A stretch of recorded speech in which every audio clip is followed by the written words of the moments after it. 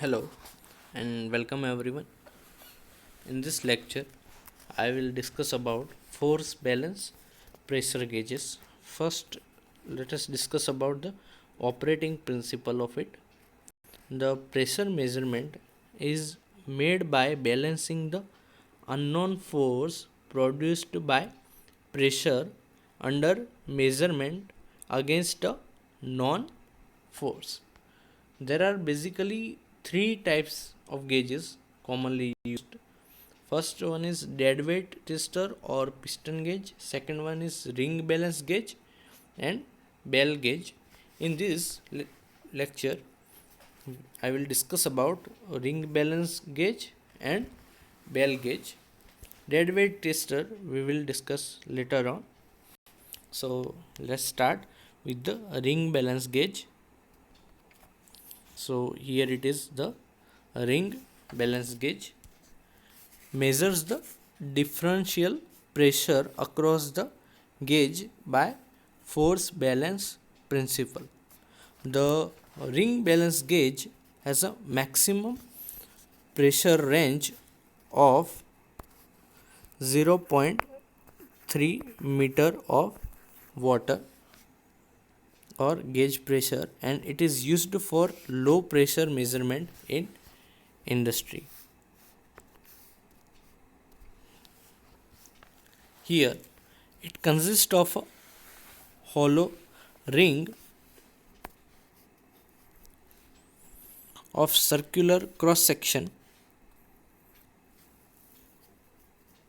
supported near its center by knife edge pivot, and the hollow ring is normally made of polythene or any other light and transparent material.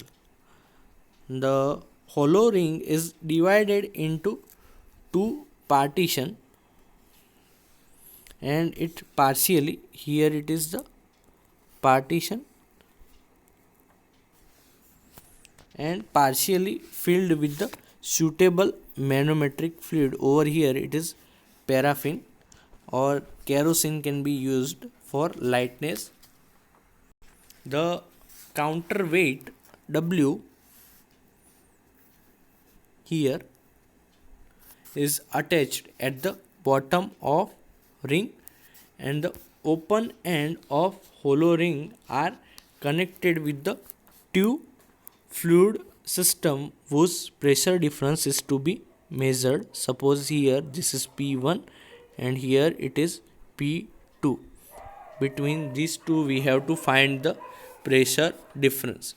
The connections of pressure inputs are made with flexible couplings and tubing so that the ring can move. Now it is assumed that the center of gravity of ring itself without manometric liquid and counterweight is at its pivot. When pressure P1 and P2 are fed through pressure input, here the net force due to difference between pressure, which is P1 minus P2 or P2 minus P1, causes rotation or unbalance of ring about pivot. As we can see here, it causes the rotation. Here what will happen, P2 is, in this case P2 is greater than P1. So as the pressure P1 increases, it's lower the manometric liquid on the on its sorry here the P1 will be greater than P2. So as P1 increases, it's lower the level of manometric liquid on its side. Here, it lowers and this causes the ring to turn about its center. The rotation continues until this drive force to net equilibrium, and the net force due to pressure difference is balanced by this counter weight and reaches to equilibrium position. The rotation of balance ring is transferred to indicating or recording device. The moment of differential pressure or is equal to restoring pressure, restoring moment due to counter weight. Here the moment due to differential pressure is equal to the restoring moment due to counter weight. Here two moments are there due to pressure difference and due to this counter weight. Both will be equal. So the moment due to difference in pressure is equal to the force due to pressure, which is the difference between the both the pressure P1 minus P2. Here P1 is greater than P2. Then distance from center is, here force is equal due to pressure is equal to we know that the pressure is equal to F by A. Here pressure is the difference between both, so force will be equal to pressure into area, so it will be the P1 minus P2 into area, and the distance from center which will be equal to the radius, which means d by 2, and opposing counterweight and distance from center is x over here. This is the W into x, which is restoring moment due to counterweight. So x is the horizontal distance between center of tube and CG of counterweight. So here from this triangle we can find the value of x, as this is the radius, so it will be equal to x is equal to r sine theta.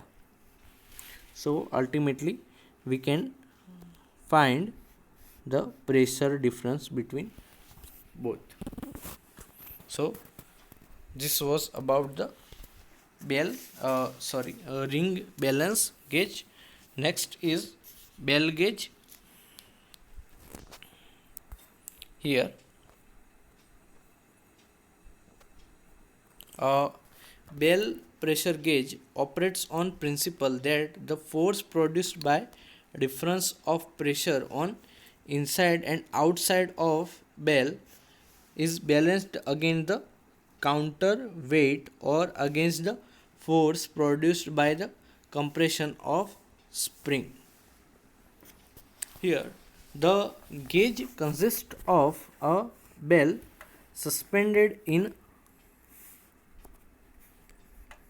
here it is our bell and is suspended in sealing liquid,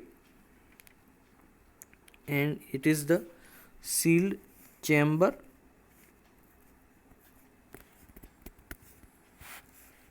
Now the chamber is containing oil or mercury. The open end of bell is immersed in liquid. Here the open end, this is the immersed in liquid, that form two separate sealed chamber 1 and 2. The pressure P1 is fed inside. Here it will form two separate chamber, first one over here and second one over here. So the pressure P1 is fed inside and lower pressure P2 is fed outside. Here applied pressure P1 and this is the P2. Due to the differential pressure, the force act on the bell over here there will be the force acting on it, and due to which the bell will rise in liquid. This will rise in upward direction, and the bell rises until the equilibrium is reached between the net upward force and the down due to the pressure difference and downward force of spring. Now the movement of bell, which is taken out by a pressure tight link lever mechanism to pressure indicating assembly.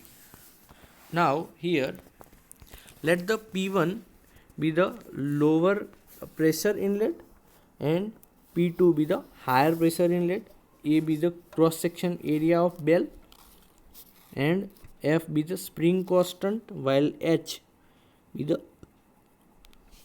deflection of spring due to pressure difference P2 minus P1. Neglecting the buoyancy effect, here the weight of bell considering inside and outside area of bell are equal. So the force balance in equilibrium will be given by this equation, P2 minus P1 into A is equal to F into H. F is the spring constant and H is the deflection of spring due to pressure difference. So we can find the pressure difference using this equation. So this was the bell gauge. A 2-element bell type differential gauge can be used. Here there are 2 bell element gauge. This above was single element, and here 2 identical bells. This is the 1 number and this is 2 number bell. Here it is the counter weight, and this is the balance beam or pivot. This is the L height, here the capital L length, and these are the bell cross section area, and P1 is applied over here and P2 is applied over here. Consist of 2 identical bells immersed in bath of sealing liquid. The liquid metal bell are supported on beam pivoted on knife edges.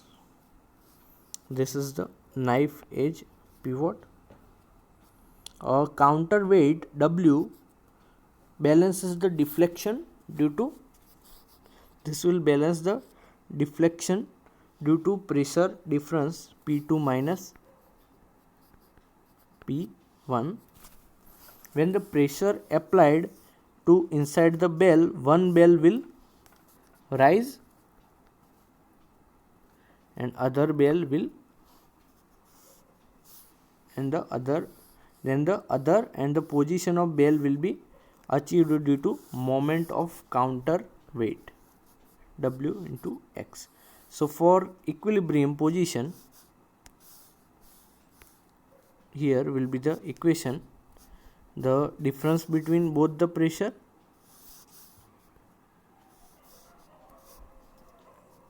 P2 minus P1 into area of bell into moment L is equal to W into X. So, and here X will be the same L sin theta, theta here is the angle.